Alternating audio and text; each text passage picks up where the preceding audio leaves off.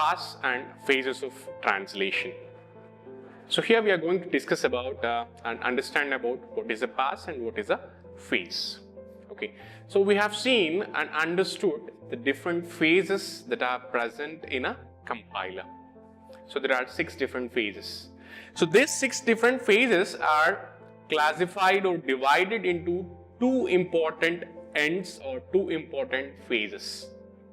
Namely, first phase is called as analysis phase. The second phase is called as synthesis phase. Okay, so these are the 2 phases majorly that are classified. First one, analysis phase, is called as front end. Second one, synthesis phase, is called as back end.